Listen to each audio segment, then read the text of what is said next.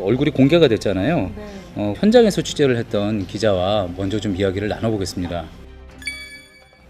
안인득 씨, 오늘 얼굴이 공개가 됐어요. 경찰 쪽에서는 얼굴 공개하면서 어떤 설명을 했습니까? 어제 저녁 오후 한 6시 반쯤 신상 공개를 놓고 신상공개위원회가 열렸습니다. 예. 경찰과 인권위, 정신의학과 전문의, 법학교수, 언론인 등 이렇게 모여가지고 논의를 했는데 약 1시간쯤 뒤인 한 7시쯤에 신상 공개를 결정하게 됐습니다. 사안이 굉장히 중대하고 또 범행 수법이 잔인하다는 점, 또 CCTV와 참고인 진술, 또 현행범을 잡혔다는 거, 국민의 알 권리와 또 범죄에 대한 경각심을 주기 위해서 신상 공개를 결정하게 됐습니다.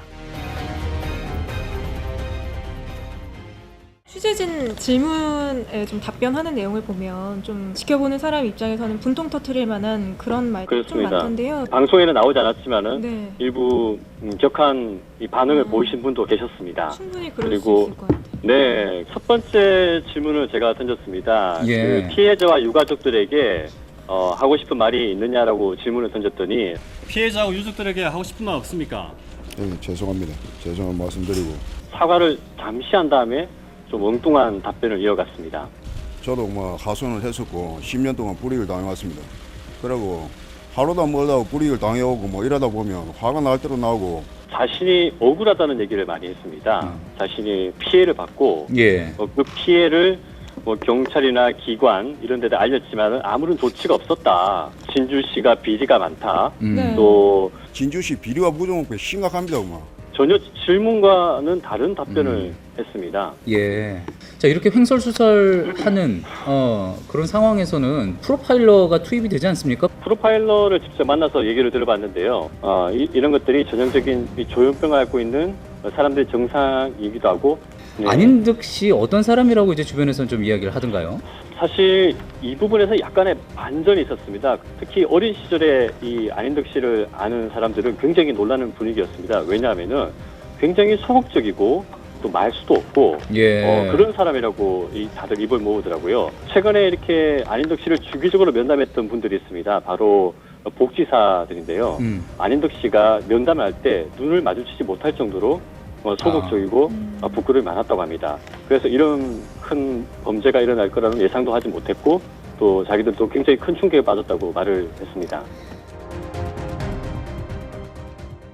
범인 안인득의 친형과 그 주변인들이 제보를 해왔는데요. 얼마 전에 안인득의 가족이 네. 그 안인득을 입원시키려고? 정신시설에 입원시키려고 시도를 했었다. 근데 그 시설이 거부를 했다. 만약에 이 제보가 사실이라고 한다면 이 사고를 사실은 막을 수도 있었던 거기 때문에 확인을 해본 예, 결과 예. 어땠습니까? 네, 확인을 해보니 형이 정신병원에 실제로 입소를 하려고 시도를 했던 것으로 예. 네, 확인이 됐습니다. 그러니까 유리인장을 받아오셔야 돼요. 그게 안 되니까 하는 말 아닙니까? 네, 절차가 그래요. 또 이렇게 강력하게 이걸 언론에 말하고 싶어 하는데도 이유가 있었는데요. 그 예. 이유는 네, 가슴 아픈 가족사가 있었습니다. 3대가 이제 피해를 당한 그 가족의 할머니와 딸과 예, 손녀와 예. 예. 피해자 네. 유가족과 정말 가까운 정말 어릴 중마고 때부터 같이. 네네네 어릴 때부터 가까이 지낸 중마고였다. 안인득이라는 사람의 이 증세에 대해서도 예. 어떻게 해야 하냐 고민을 같이 나눌 정도로 가까운 사이였다는 안인득의 형 입장에서는 자기가 입원을 시키려고 했던 동생이 이런 끔찍한 사고를 벌였는데 그 사고의 피해자가 예. 자기와 가장 친한 친구의 예. 그 어린 딸과 와이프, 어머니와 아내였다. 이 사건이 일어나는 걸 막을 수 있었느냐 이 문제가 되게 중요하기도 하잖아요. 근데 사실 이게 지금 현행법상으로는 만약에 내가 병원에 나 입원하고 싶지 않다라고 했을 때 강제로 입원시킬 수 있는 방법은 거의 사실상 없다고 봐야 하지 않나요? 정신질환자가 정신병원에 입원을 하려면 환자의 동의를 받는 게 일단 원칙입니다. 정말 뭐 그 급성 증상이 나타나서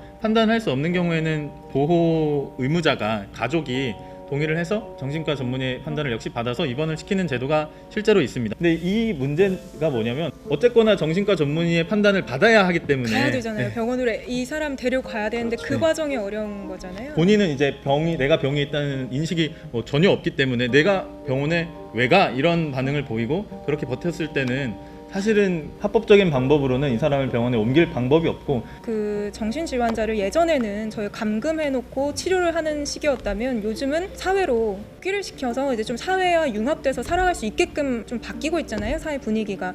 그래서 이 태어나는 중증 질환자에 대해서는 좀 계속 관리나 이런 게 좀 필요한 건 아니냐, 그 방향으로 제도가 좀 정비돼야 되는 거 아니냐, 이런 이야기가 좀 전문가들 사이에선 많이 나오고 있더라고요. 진단받지 않은 조현병 환자까지 하면 우리 사회에 50만 명이라고 이야기를 하는데 그런 사람들이 정말 그 지역사회에서 잘 관리받고 인권을 존중을 받기 위해서는 주위에 위협을 가할 수 있는 급성기 환자들에 대한 관리 대책이 먼저 좀 선행이 돼야 지역사회에 같이 살아가는 조현병 환자들의 인권도 보장이 될 수 있는 거 아니냐, 이런 인식을 정부에서도 하고 있고 저희도 그런 쪽으로 좀 취재를 더 진행을 해보도록 하겠습니다.